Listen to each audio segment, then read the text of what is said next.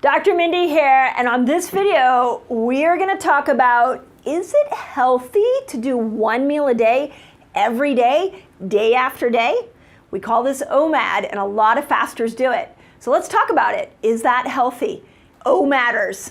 I get these people a lot. Some of you may be an OMADer. An OMADer is one meal a day. And one meal a day means you pretty much are going to fast all day. And then usually OMADers go about 22 to 24 hours. Literally, this whole YouTube channel was built off of OMADers. And let me tell you a little story behind that. So with one meal a day, when people first come to doing one meal a day over and over and over again, you no doubt will get a great result. But if you stay doing one meal a day over and over and over again, no doubt you will get stuck. And so when I first started bringing fasting to YouTube, let me know in the comments if you've been on subscriber, follower for a while. Many of you were proponents, had just finished reading Jason Fung's Obesity Code, and you got so excited about that you just started eating one meal a day.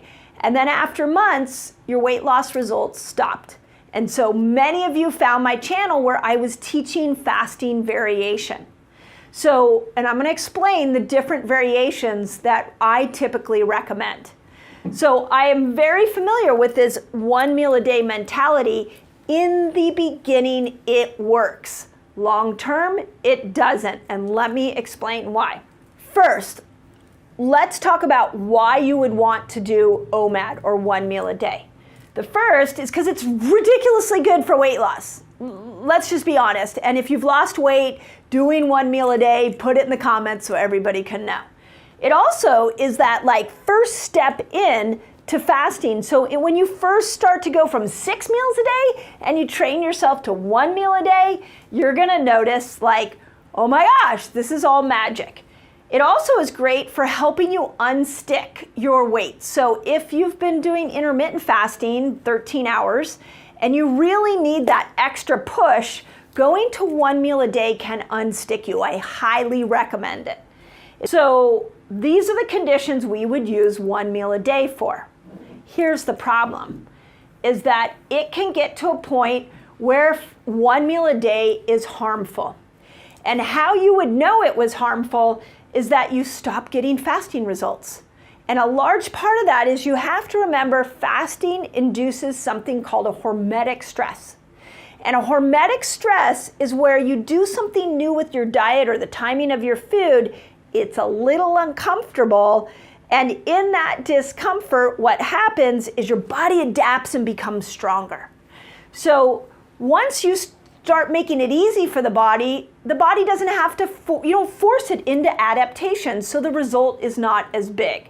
So if you're not getting results, you're going to want to listen to the variation plan that I have for you here.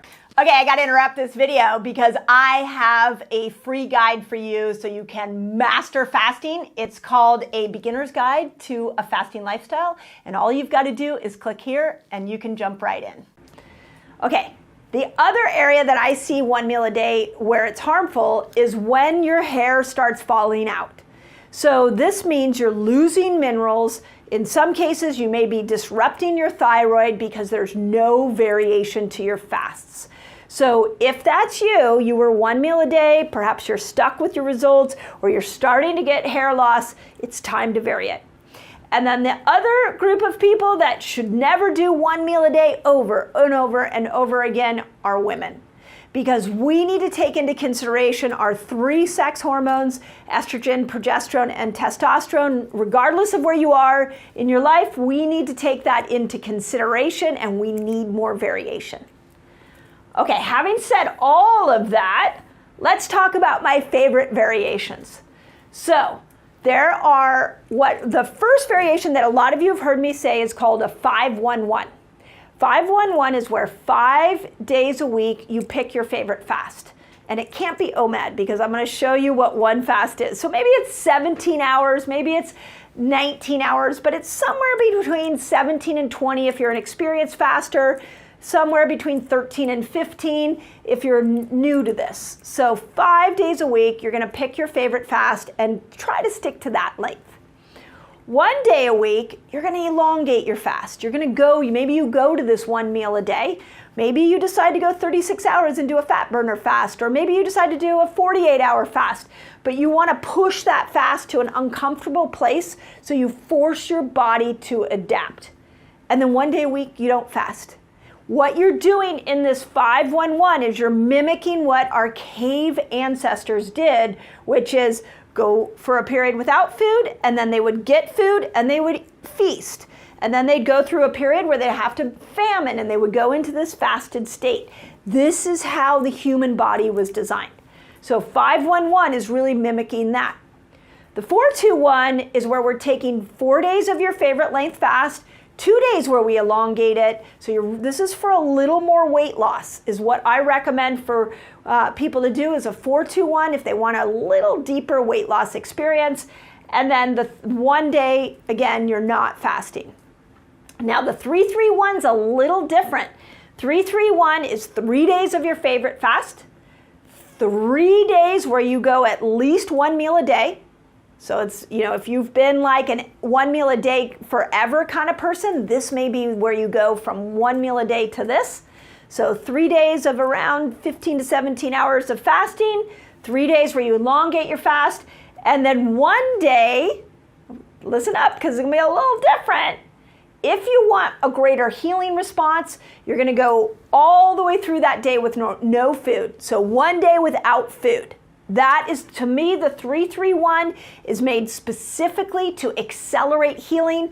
This is the variation I put some of my chronically ill patients on when we're really trying to amplify a healing effect. So these are your variations that work better than doing this over and over and over again. So when we say, is it healthy to do 1 meal a day? Every day, for a short period of time it'll work, for a long period of time, no. And here are all the nuances you need to know. If you love that video and you want to dive into more of the information I have on this channel, go to this video. If you're trying to use fasting as a tool for weight loss, congratulations. It literally is the best tool I have ever seen for weight loss. I think you should start with fasting before you change your food.